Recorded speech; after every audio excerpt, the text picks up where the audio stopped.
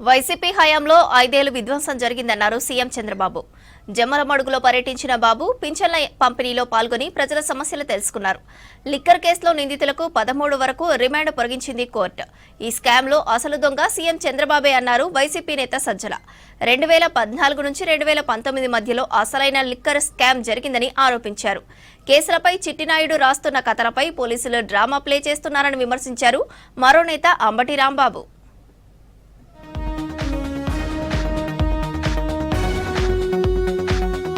మంచి కార్యక్రమాన్ని చెడగొట్టడం, పడగొట్టడం ఈజీ అని, నిలబెట్టడమే కష్టమని తెలిపారు ఏపీ సీఎం చంద్రబాబు. వైసీపీ హయాంలో 5 ఏళ్లు విధ్వంసం చేశారన్నారు. వైఎస్ఆర్ కడప జిల్లా జమ్మలమడుగు నియోజకవర్గంలో పర్యటించారు బాబు. గూడెంచెరువు గ్రామంలో పింఛన్ల పంపిణీలో పాల్గొన్నారు. స్వయంగా లబ్ధిదారుల ఇంటికి వెళ్లి పింఛన్లు అందజేశారు. ఎన్డీఏ నాయకులు, కార్యకర్తలు అందరూ కూడా ఈ కార్యక్రమాన్ని ఒక బాధ్యతగా, ఒక పవిత్రంగా భావించేయాలనే ఉద్దేశంతోనే ఈ కార్యక్రమంలో మీ ముందుకు వచ్చాను. ఇప్పుడే ఆదినారాయణ రెడ్డి గారు చెప్పారు. ఈరోజు ఈ కార్యక్రమంలో మీరు చూస్తే 64 లక్షల మందికి దగ్గర 33,000 కోట్ల రూపాయలు పేదలకు ఇచ్చే ఏకైక కార్యక్రమం భారతదేశంలో డైరెక్ట్ డీబీటీ. ఇది ఒకటే కార్యక్రమం. ఏపీ మద్యం కుంభకోణం కేసులో నిందితులకు రిమాండ్ పొడిగించింది న్యాయస్థానం. ఈ కేసులో 12 మందిని అరెస్టు చేసింది సిట్. వారిలో 9 మంది రిమాండ్ ఇవాల్టితో ముగియటంతో కోర్టులో హాజరుపరిచారు అధికారులు. ఈ నెల 13 వరకు రిమాండ్ విధిస్తూ ఉత్తర్వులు ఇచ్చింది కోర్టు. కూటమి ప్రభుత్వం లిక్కర్ స్కామ్ పేరుతో ప్రజల దృష్టిని మళ్లించాలని చూస్తుందన్నారు వైసీపీ సీనియర్ నేత సజ్జల రామకృష్ణారెడ్డి. లిక్కర్ ఒప్పందంపై రోజుకో పిట్టకథ చెప్తున్నారని విమర్శించారు. లిక్కర్ స్కామ్లో అసలు దొంగ చంద్రబాబే అన్నారు. 2014 నుంచి 2019 మధ్యలో అసలైన స్కామ్ జరిగిందని, ప్రభుత్వానికి రావాల్సిన ఆదాయానికి బాబు గండి కొట్టారని ఆరోపించారు సజ్జల.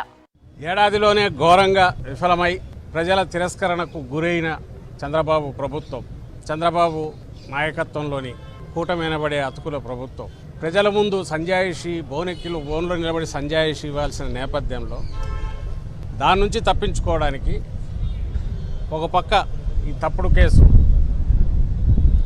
మిగిలినవి తప్పుడు కేసులన్నిటికీ పరాకాష్ఠగా లిక్కర్ స్కామ్ అనే పేరుతో తన స్కామ్ నుంచి తాను తప్పించుకోవడానికి, గతంలో తన స్కాముల మీద పెట్టిన కేసుల నుంచి తప్పించుకోవడానికి, ప్రజల దృష్టి మళ్లించడానికి ఎంత అడ్డగోలుగా ఈ కేసును నడుపుతుంది అనే విషయం అందరూ గమనిస్తూనే ఉన్నారు. అక్రమ కేసులతో వ్యక్తిత్వ హననం చేయటం సీఎం చంద్రబాబు లక్ష్యమన్నారు వైసీపీ నేత అంబటి రాంబాబు. ఇప్పటికే లిక్కర్ కేసు అంటూ డ్రామా చేస్తున్నారని, ఇప్పుడు ఇసుక కేసు అంటున్నారని విమర్శించారు. చిట్టినాయుడు కథలు రాస్తుంటే పోలీసులు డ్రామా ప్లే చేస్తున్నారన్నారు. ఈ కేసులేవి చట్టం ముందు నిలబడవన్నారు అంబటి. సింగపూర్ వెళ్ళి ఏమీ తీసుకురాలేకపోయాం, అది చెప్పినా కూడా ఉపయోగం లేదు కాబట్టి ఏదో కథ వెళ్ళి చెప్పాలి అనేటువంటి ప్రయత్నం ఇవాళ నారా లోకేష్ గారు పాపం చెప్పేటటువంటి ప్రయత్నం చేస్తున్నారు. ఇది ఒకసారి చెప్పమని అడుగుతా ఉన్నా. నారా లోకేష్ గారు, ఈ మురళీకృష్ణ చౌదరి గారు ఎవరు? మాకేమి సంబంధం? పెద్దిరెడ్డి గారికి ఏమి సంబంధం?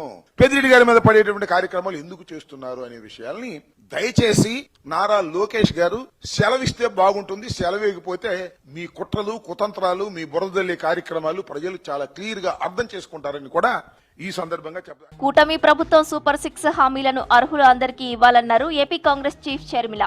రాష్ట్రంలో 76 లక్షలకు పైగా రైతులుంటే కేవలం 47 లక్షల మంది రైతులనే అన్నదాత సుఖీభవ పథకానికి ఎంపిక చేయటమేంటని ప్రశ్నించారు. ఈ పథకం కింద 20,000 ఇస్తామని ఎన్నికల ప్రచారంలో ఊదరగొట్టారని, ఇప్పుడు 6,000ను కేంద్రానికి ముడిపెడుతున్నారన్నారు. కేంద్రంతో సంబంధం లేకుండా రాష్ట్ర ప్రభుత్వమే రైతులకు 20,000 ఇవ్వాలని డిమాండ్ చేస్తూ ఎక్స్లో పోస్ట్ పెట్టారు షర్మిల.